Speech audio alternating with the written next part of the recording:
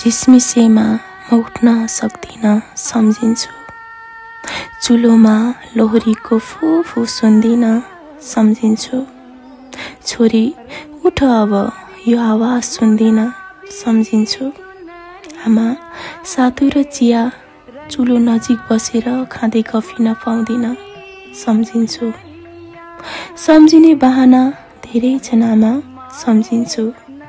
बिर्सने बाटो कतै छैन सम्झिन्छु।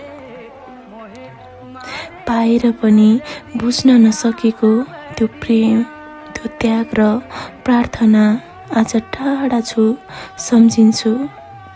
यहाँ गाउँ घर शान्त बस्छ, सहर शान्त बस्छ, त्यो हाँसोको गुन्जन सुन्दिन सम्झिन्छु। प्रेम खोज्दै हिँड्दा एकछिन बाटो बिराए, माया के होला कस्तो होला बुझ्न खोजे बाटो बिराए। तर आमा हरेक दिनको पहिलो प्रश्न खाना खायो सुनिरहँदा मायाको अर्थ आमा पो रहेछ यति बुझे सम्झिन्छु। एक टुक्रो खुसीको किरण देख्छु सम्झिन्छु। एक टुक्रो खुसीको सिङ्गै टुक्रोमा त्यो मुहार देख्छु सम्झिन्छु। मेरा आँखाबाट अनायास बिला फोकिन लाग्दा म अक्सर बिछनामा हुन्छु। जब आँखाका कोषबाट आँसु बग्दै गएर कानको लोती हुँदै तकियामा थप्प झर्छ, एकाएक त्यो अनुहार देख्छु सम्झिन्छु। आँसु झर्दैमा कमजोर साबित भइँदैन, यही वाक्य सुन्छु सम्झिन्छु।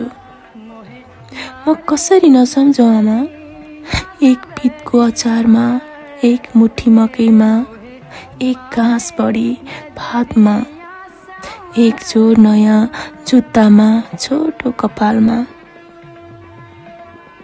चट्ट मिलेको दारीमा, मगमगाउने अत्तरमा, परको पारिजातको बिरुवामा, वरिपरि फुलेका फुलहरूमा, चोट लाग्दा दुखैमा, छाती दुख्दा औषधिका चक्कीहरूमा, निन्द्रा नपर्दा ताराहरूमा, हरेकमा म हजुरलाई देख्छु।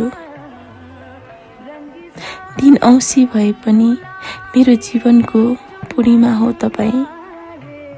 एकै दिन दुईवटा पूर्ण चन्द्रमा आउन नसकेर होला आजको दिन औँसी परेको है। मेरो खुसी र दुःखमा बराबर सम्झिन्छु, म धेरै सम्झिन्छु आमा, अति धेरै।